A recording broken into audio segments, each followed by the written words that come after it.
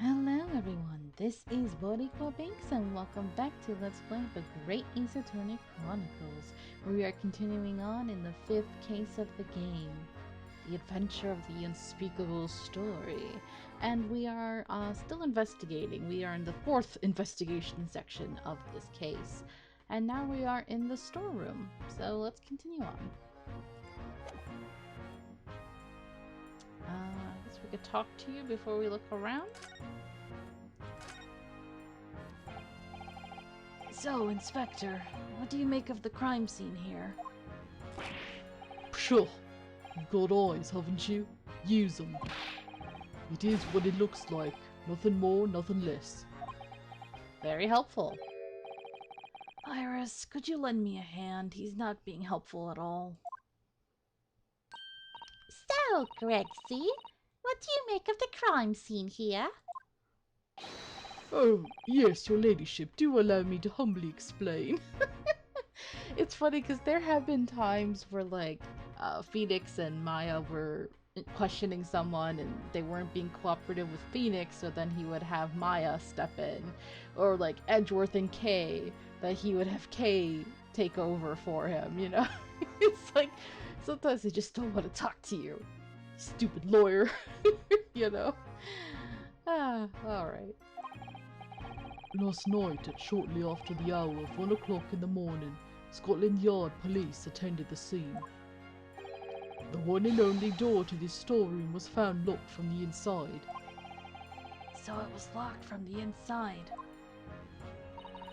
Typical locked room mystery.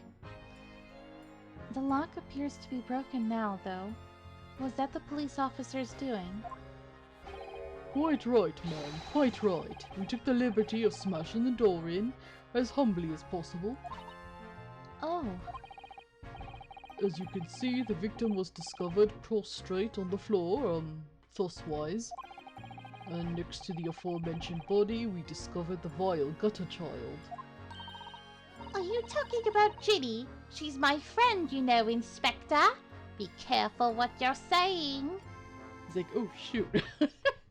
Don't want to anger the small child who holds my future and my money and my life and career in her hands. He's like, oh crap. Miss Lestrade, the hapless girl, was curled up on the floor, dead to the world. She's still alive, you know. Yes, when I saw her, she appeared to be unconscious. And I'm afraid to say she had the gun that was used in her hand. No. Presumably, it's the gun that's still down there on the floor now. Did they have ballistics markings back then? The good old, what are these? Oh yeah, we have something called rifle marks or ballistic marks. They always change the term for it, but they usually explain it in almost every game. So I don't know if back then they would have had the ability to determine that though. In her pocket, we found the key to the door as well. What? The key to the storeroom?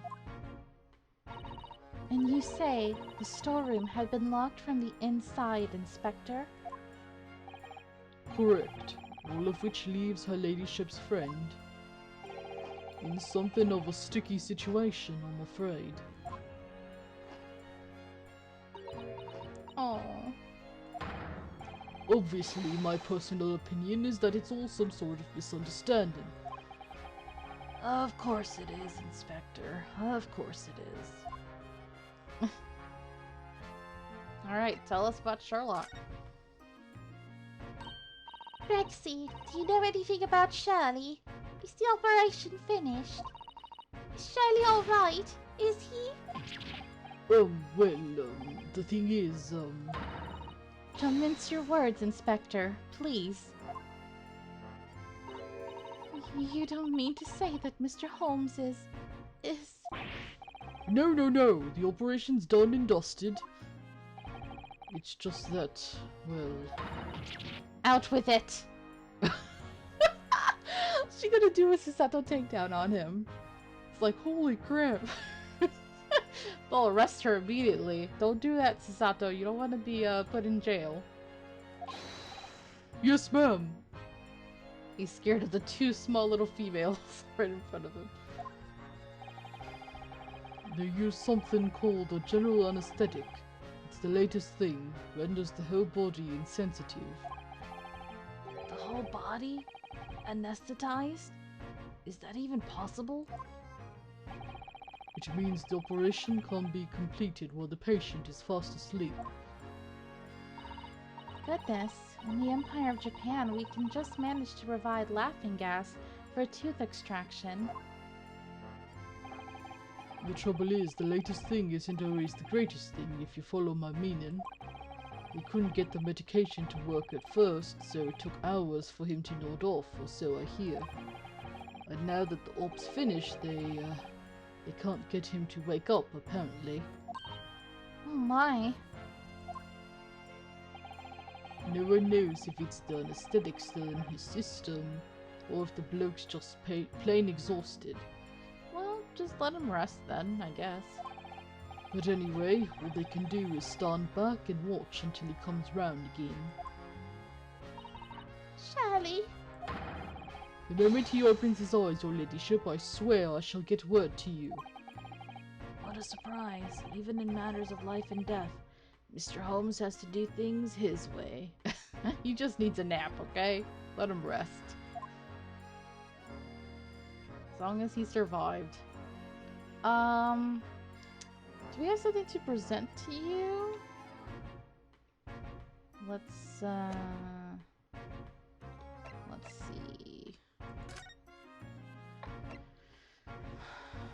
Workers ticket.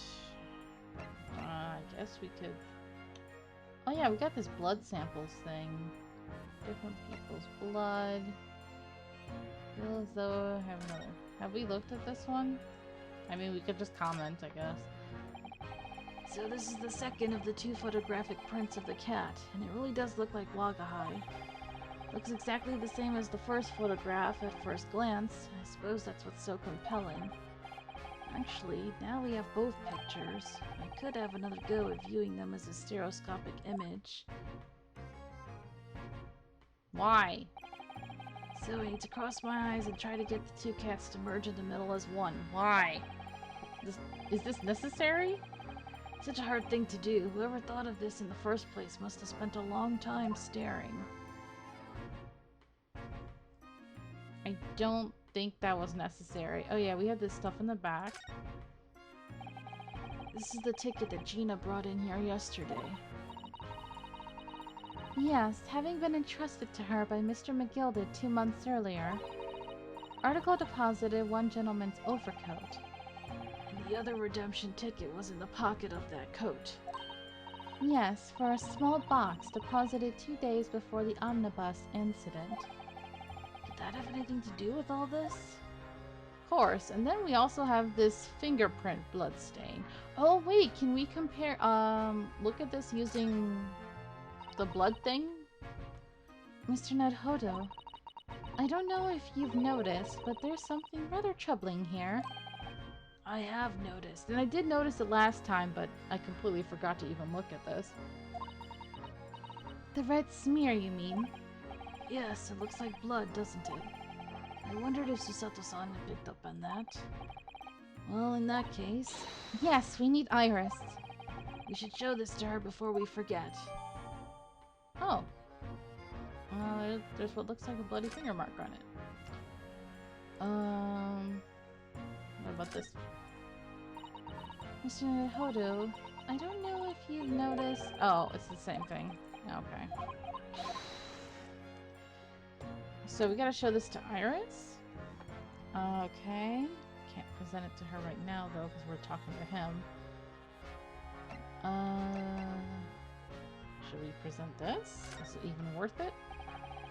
Inspector Gregson, could you give me your opinion? No. Yeah, he has tea.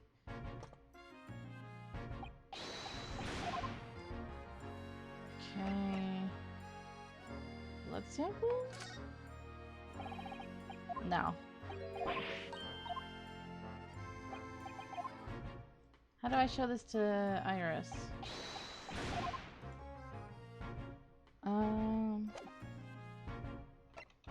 Maybe I can't do it in this room. Let's come back here. Can I show this to Iris? Yeah. Okay. Let's present it to Iris here.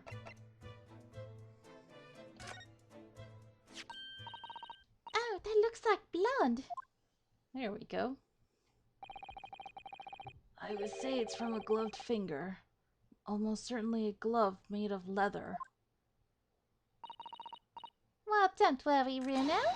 You can leave the rest to me. Okay, what color? Oh, it's purple. Look at that. Yes, that's a color we haven't seen before, isn't it? We simply must add it to the portfolio of blood samples. It could be an important clue. Although, it would be nice to find out whose blood these different colors correspond to at some point. Well, this particular stain of blood. Oh, you've had an idea, haven't you? Do you know whose blood this is? Do I? Wait. Who do I have? Let me see. This one was, what was it? It was in Mr. McGilded's pocket the night of the omnibus incident. So it would be McGilded, Gina, Edgar Benedict. No, the only blood we have of him was on the disc, right?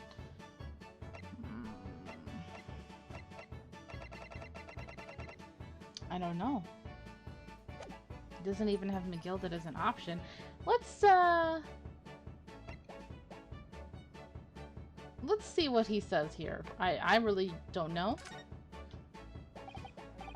Yes, I have an idea whose blood it is.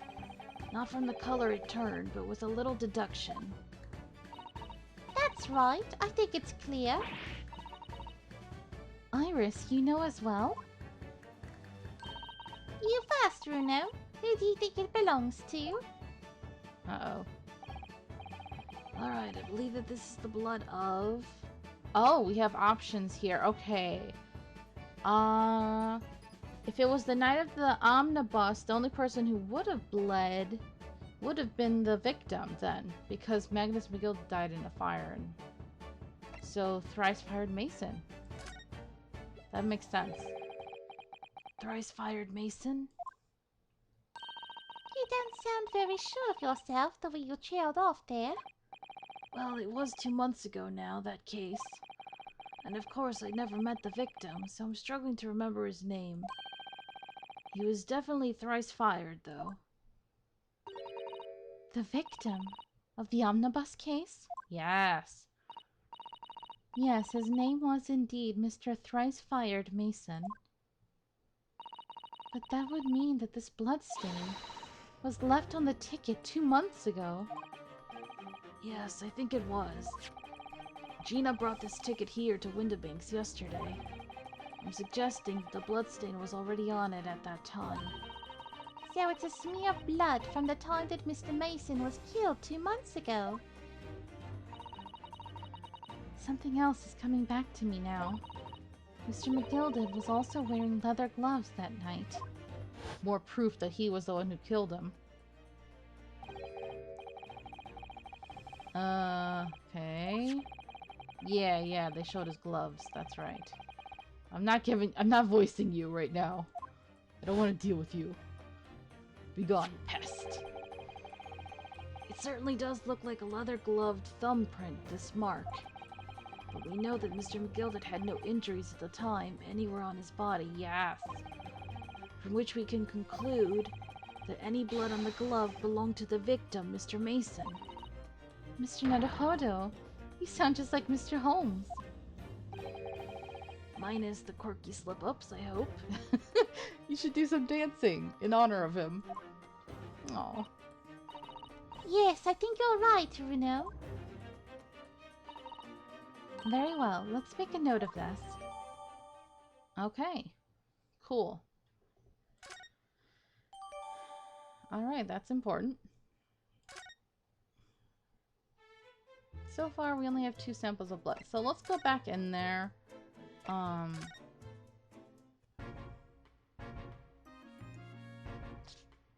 Should we present or should we look around?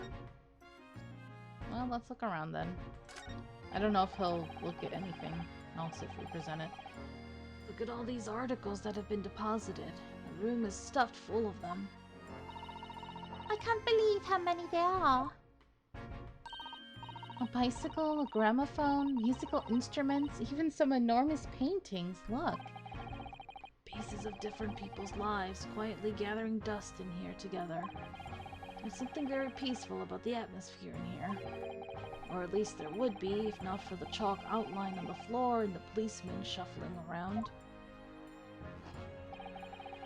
Not much I can do about that, sunshine. Did he say that out loud? As usual, people are able to read each other's minds.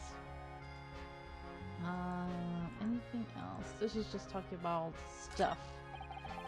Investigate thoroughly. Can't find anything. Okay, sorry. So there's really nothing else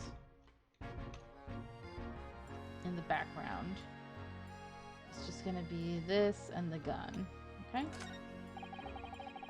The police have marked the position of the body with a chalk line.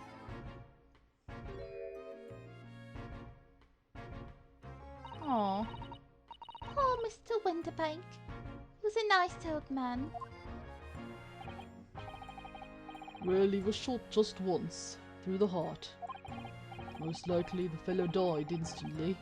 He wouldn't have felt a thing.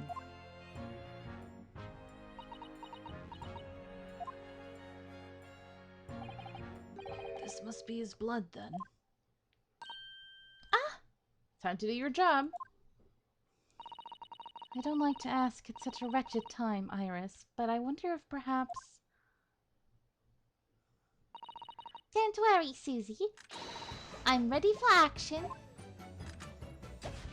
Let's hope you don't run out of your reagent or whatever. It's blue. So, now we know the color the chemical turns when it reacts with Mr. Winterbank's blood. Thank goodness everybody seems to have a different blood type or whatever.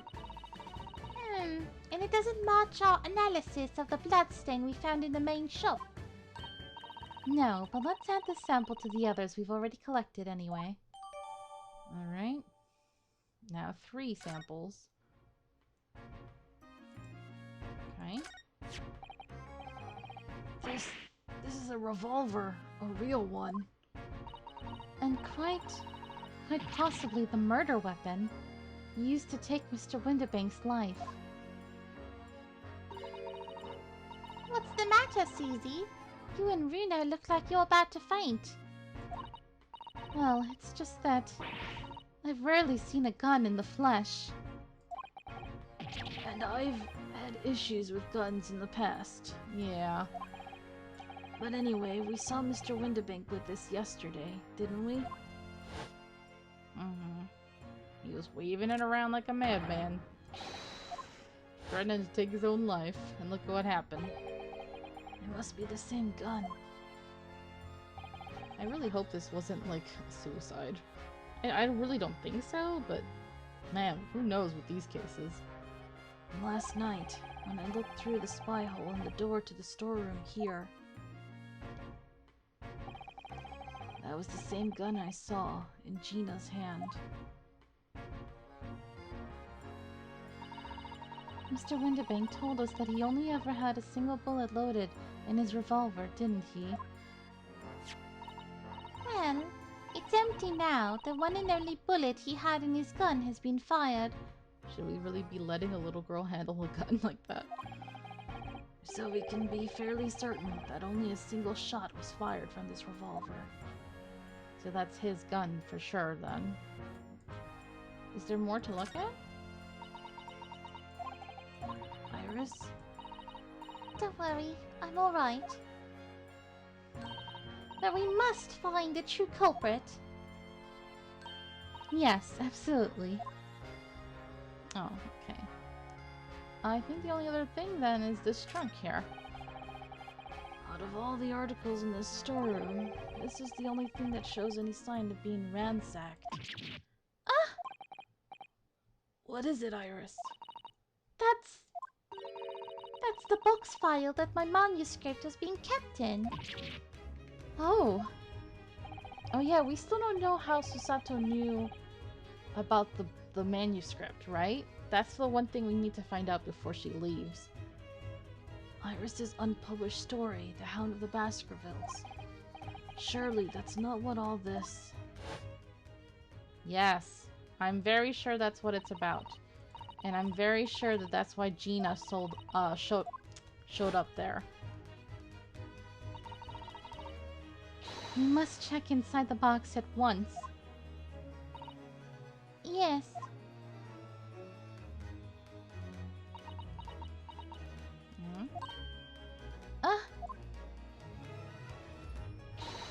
It was there. Iris's story was there. Really, it was. Well, that's good news, isn't it, Iris? Yes. I mean, of course I believed Shirley when he said he deposited it here, but still. It's a relief to actually see it. Yeah, because Gina had her questioning him. Which was bad. Really, because that's not a very well hidden frown.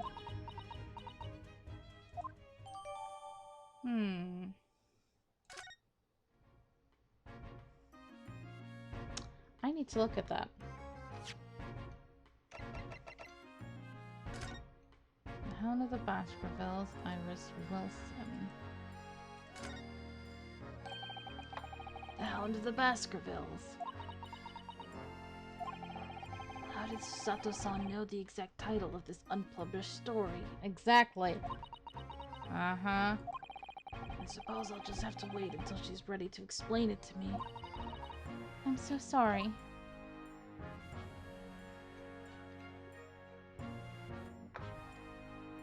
Nothing else?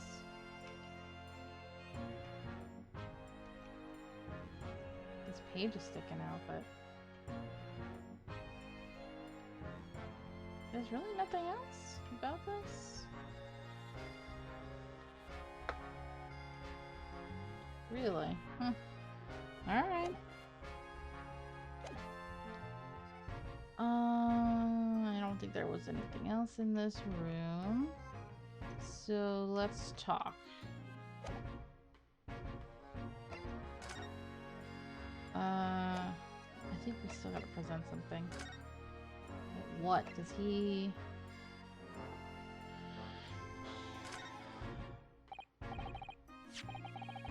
Inspector, what do you make of this? Okay, he's reacting to this. Oh, what have we here then? A redemption ticket for an article deposited here, is it? Looks like someone ran out of office stationery and read the ticket on whatever paper was to hand. Yes, this is the ticket for McGilded's overcoat, the one that little diver turned up with yesterday. Oh, actually no, it's not. Really? Think you know better than me, do you? No, I didn't mean to, Renault's right, Grexy. It isn't the same ticket. Of course it isn't, of course it isn't. I never doubted you, your ladyship. So, what's all this about then, if I might be so bold as to ask? This is a second ticket. A second one? It seems that Mr. McGilded in fact had another article in storage here at Windowbanks. Is that right? I think we need to discuss this further with the inspector, Mr. Naruhodo. Oh good, because he's ever so easy to talk to. Gotta talk to him through a little girl. Alright. This ticket was in one of the pockets of Mr. McGilded's overcoat. You mean to tell me? Yes, there was more than just the music box disc, it seems. I should have insisted on the lads taking it back to the yard and examining it properly. Well, according to the details on this ticket, Mr. McGilda deposited another article here with Mr. Windibank. Yes, I can see it written here. A small box, was it? Do you have any idea where it is, Grexy? Any idea at all? It's another article belonging to Mr. McGilded.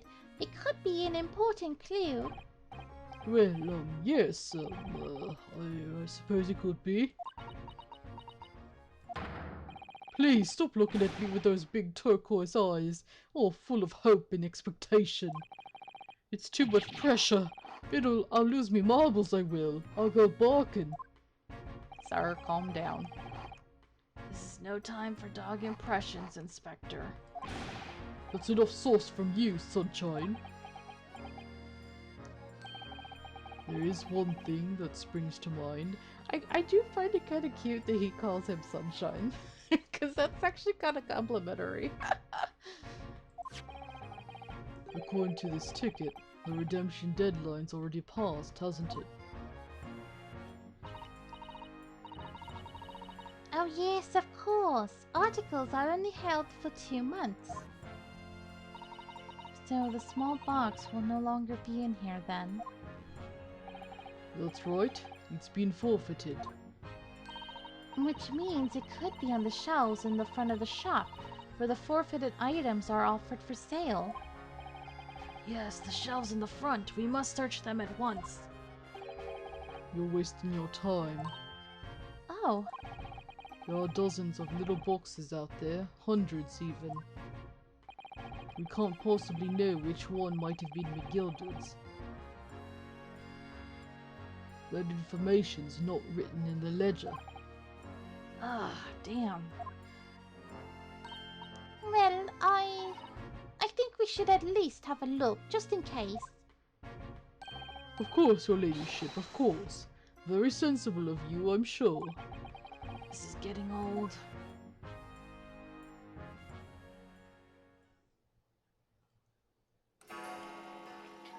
Oh, Ah! I nearly jumped out of my skin there. How could Mr. Windibank set up such a wicked trap? I doubt he set out to scare anyone. I guess that's telling me that I've made the progress I needed to make.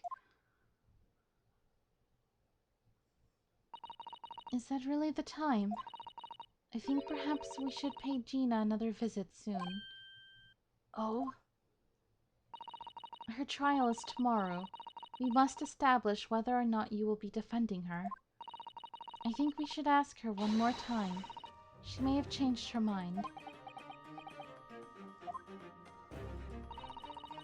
Don't you remember, Bruno?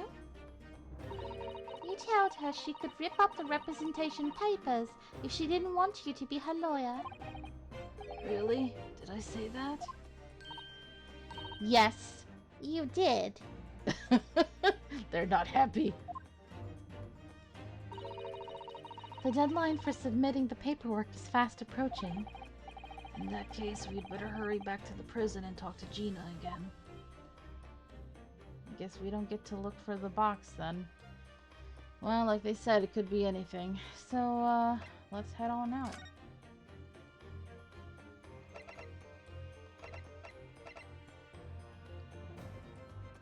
This place is so much fun, I'm just itching to dismantle that huge clock. Funny. Alright.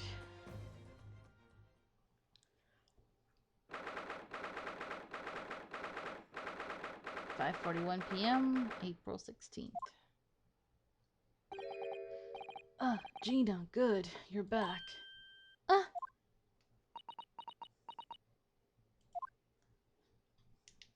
Plain difficult as always. The police must have finished questioning her then. Oh, how was it, Ginny? Was it awful? Oh, didn't bother me. Thank you for the papers you signed before. It meant we were able to investigate at Windibank's. Oh, right.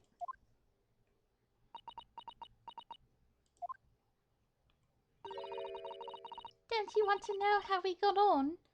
We've been ever so busy. What's the point in asking? Won't change what everyone's saying, that I did it. That's not... Gina, we came to ask for your final decision.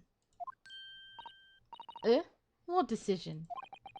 About tomorrow's trial. Will you let me defend you or not?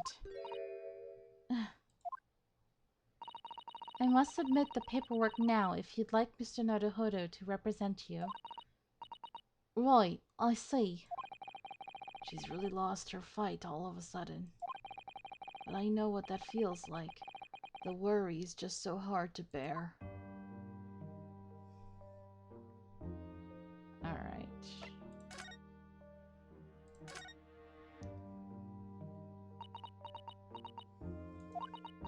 Aw, girls.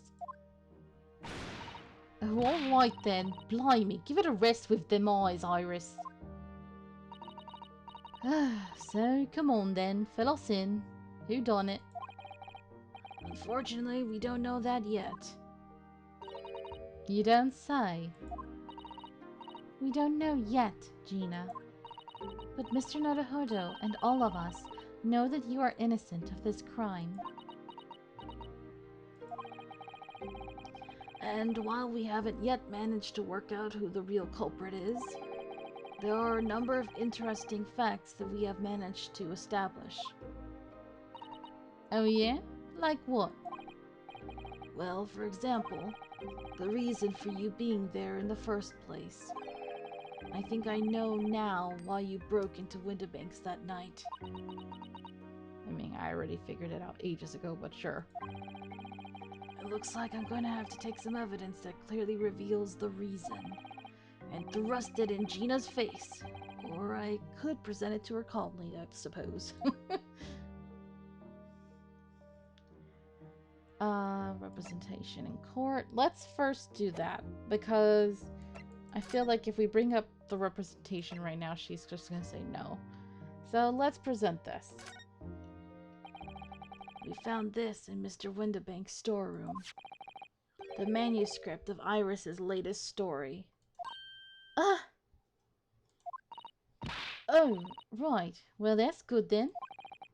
Curiously, the storeroom at Windibank showed no sign of being ransacked for items of value or the like. With one exception. The box file that housed this manuscript.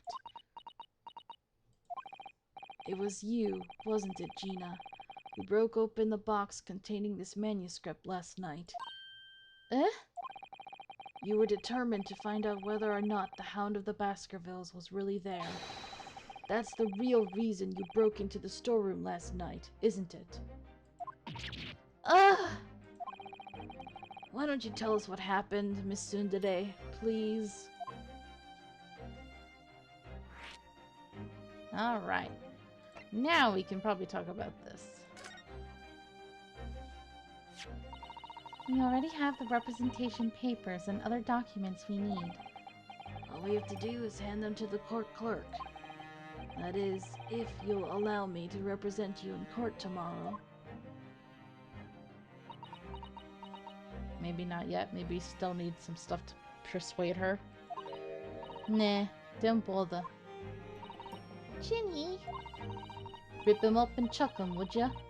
Them representation papers, or whatever they're called. The cell ain't fancy enough to have a bin. So, what will you do in court tomorrow? I'd be fine on me own. I don't think you will be. Look, it don't matter. What's gonna happen is gonna happen. This is one stubborn pickpocket. For now. Come on. Alright, yeah. This Baskervilles story. It's the latest Holmes adventure, right? But it ain't been printed yet. So I figured it's gotta be worth a fair few pieces of silver, right? Liar. Oh yes, at least 5,000 pounds. What? So, you intended to sell Iris's manuscript, did you? No, Ginny, how could you? What? Wait, no, hang on. Of course I wasn't gonna sell it. All I wanted to do was find out if the mental script or whatever you call it really was there or not. That's the only reason I was in the place. She just admits it. For Iris's sake, isn't that right? Oh, damn me and my big mouth. We knew why you'd done it from the start, Gina. Of course we did. But I knew you wouldn't do anything mean like that, Ginny. I just knew it. well, When I saw the manuscript in the storeroom, it reminded me of what you'd said the night before. grown-ups do a lot worse than that, believe me. Barefaced lawyers, a lot of them. You just ain't realized it yet.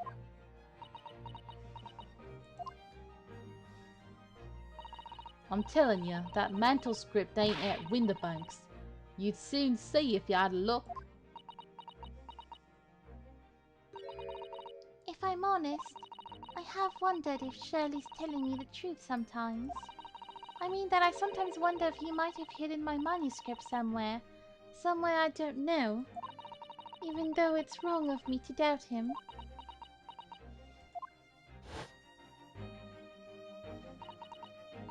Oh, Ginny, that was so sweet of you. Alright, alright. I'll tell you why I did it. Just stop looking at me like that, Iris. Oh, she's a softie. Reason for breaking in. It weren't because of Iris. That's not why I did it. I just wanted to know the truth, that's all. You wanted to know if Mr. Holmes was being honest. If he'd really deposited the manuscript at Winterbanks. It's like I told you the night before. I never had a father. But Iris's lot ain't like mine. She's got a dad, only she can't see him. And I reckon that's gotta be harder.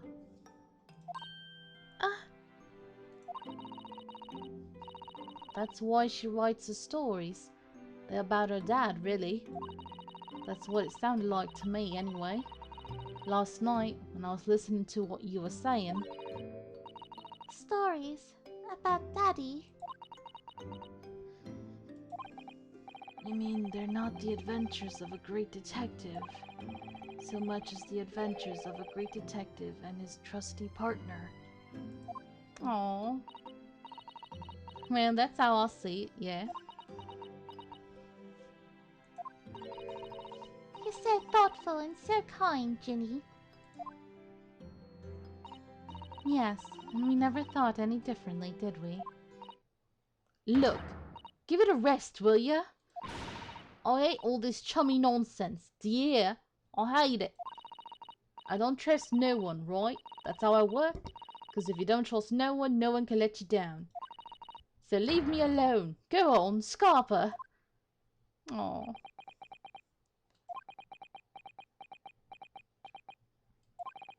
I hadn't noticed until now, but it's unmistakable. Right there on both sleeves of that overcoat. Blood?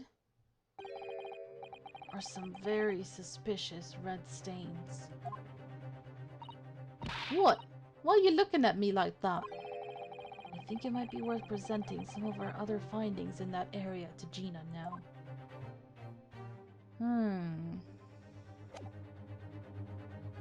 I feel like if I do that, that's gonna just open a whole can of worms. So let's just leave that for the next episode.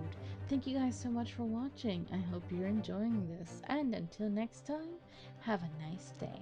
Bye-bye.